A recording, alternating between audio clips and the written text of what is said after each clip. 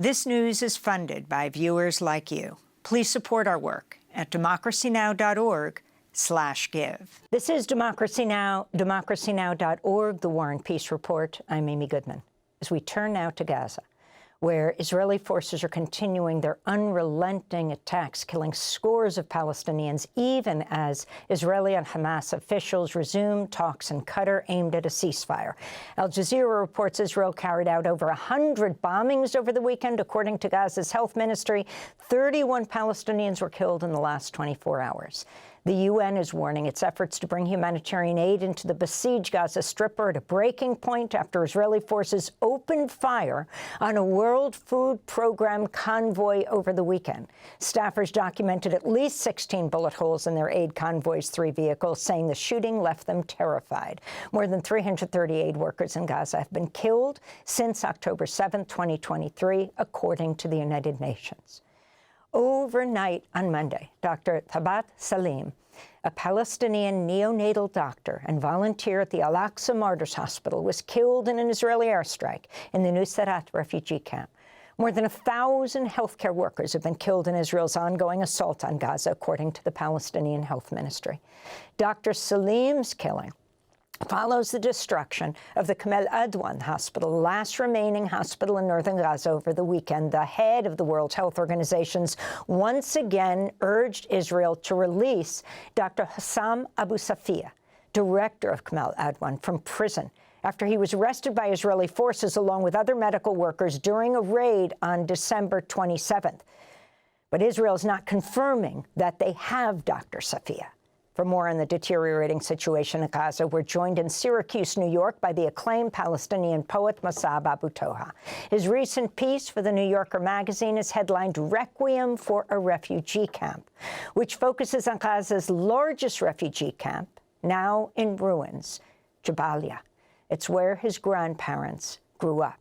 Mosab Abu Toha joining us from Syracuse. Thank you so much for joining us again, Mosab. If you can talk about Jabalia and all of this latest news we're getting out of Gaza. You know, we spoke to you in Gaza when you were there with your family. We spoke to you after Rafat al-Arid, your colleague, fellow poet, was killed in an Israeli airstrike, professor at Islamic University. We spoke to you in Cairo when you just gotten out with your family. We spoke to you in New York here in the studio when your book came out, Forest of Noise. And now we're talking to you today, this utterly painful piece, Requiem for a Refugee Camp, that you've just published in the New Yorker. Talk about your experience and what the centrality of this camp.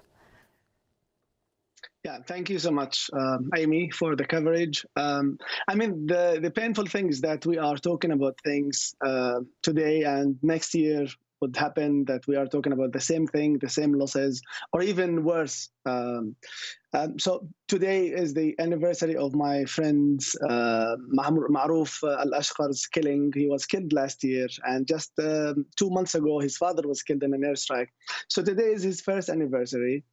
And the city, Beit Lahia, which is next to Jabalia, the Jabalia refugee camp, is under the Israeli occupation. I mean, now when we talk about the Israeli occupation, we are no longer talking about settlements in the West Bank or, you know, or Palestinian cities occupied by Israel in 1948. But now we can talk about the Israeli occupation of the Gaza Strip, because not only did they expel people, and this is what I'm talking about in my piece about the refugee camp. Not only did they expel people, many, I mean, most people in the Jabalia refugee camp have been expelled by the Israeli occupation.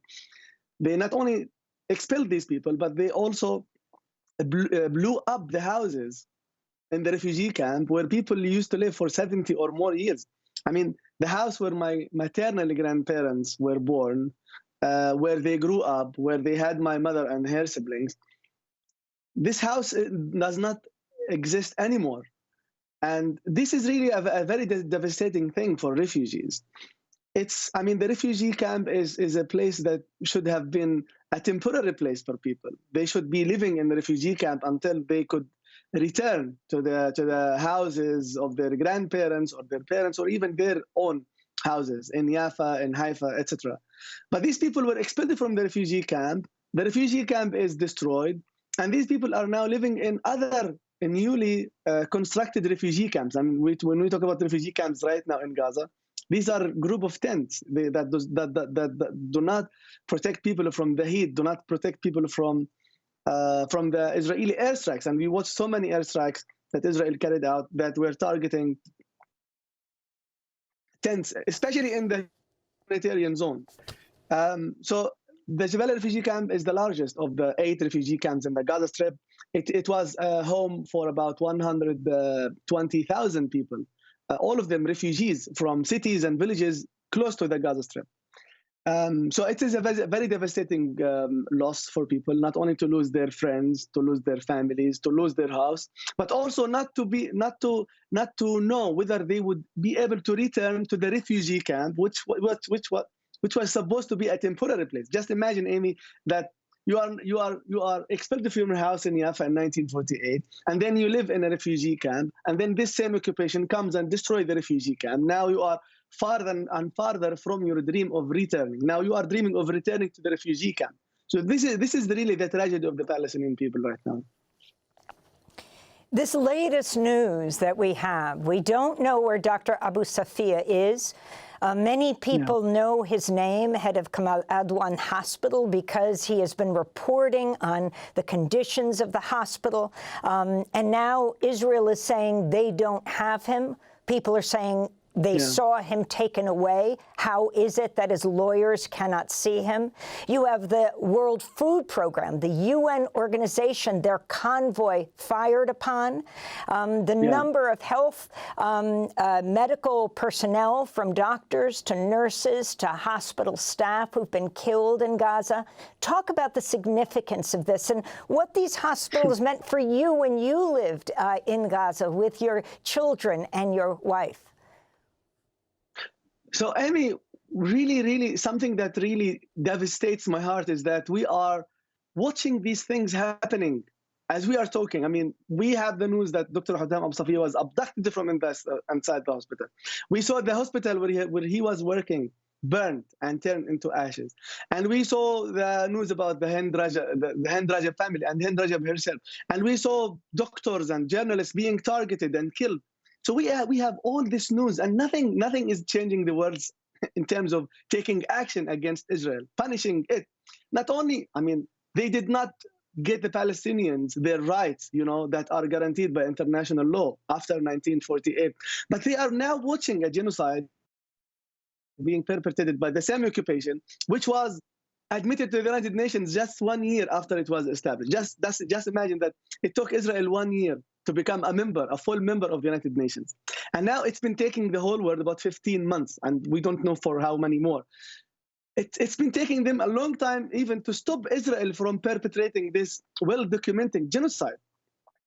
And I would like, Amy, to draw your attention that 1 day after the Israeli army or the Israeli forces denied their possession of Dr. Hussam Safia, 1 day later, the Israeli military spokesperson issued a statement that Dr. Hussam Abu Safia is with the Israeli army, and he is interrogated because he is suspected of being a Hamas member. So this was one thing that was issued 1 day after they denied they're having Dr. Hussam Abu Safia. So I mean, this tells you that Israel, whenever they are under pressure, they will succumb. They will change their minds. They will say, oh, yeah, we have him and he's under interrogation. He's a suspected Hamas general. He's a Hamas general. He's not even Hamas. He's not only Hamas. He is a Hamas general. He's a very, very big guy in Hamas. A doctor who's working with the patients, who refused to leave them, who was injured, whose son was killed. He could leave Gaza any day because he has a Kazakhstani citizenship. And I would like to draw your attention to another thing, which is that the director of Al-Auda Hospital, Dr. Ahmed Mhanna, has been abducted by the Israeli forces from inside the Al-Auda Hospital for 350 days. And there is no information about this doctor. I mean, the world started to pay attention and to advocate on behalf of Dr. Hussam Safia because, he had some reports. He had an Instagram page. He has been talking about the situation. So people knew him. So that's why people want him to be out. Because they feel like they knew him in person. But this Dr. Ahmed Mhanna, and this is the case of about hundreds of other people. These people, no one knows about them. We haven't seen, I mean, I've never seen Dr. Ahmed Mhanna. I've never seen a video of him. But he's a doctor. He's the director of the Al-Auda hospital, and he's been abducted for about 350 days, about a year. And there is no news about him, and no one talks about him. And this is the case of so many people that we don't know about until they are dead, just like Dr. Adnan al-Bursh. He was abducted from the same hospital, Al-Auda hospital. And the people paid attention to him when he died, and people, oh, yeah, yes. I mean, we don't want to die. We don't want to suffer for people or for governments to sympathize with us and say, oh, yes, we need him, bring him back. He is innocent. No, everyone in Gaza is innocent. Everyone in Gaza has been living this hell by Israel for decades, not for 15 months. Mosab Abu Toha, I want to thank you very much for being with us. Palestinian poet and author. We'll link to your piece in The New Yorker, Requiem for a Refugee Camp. He's the author of the award-winning poetry collection, Things You May Find Hidden in My Ear, Poems from Gaza. His latest book is called Forest of Noise. Democracy Now! Is funded by viewers like you. Please give today at democracynow.org/give.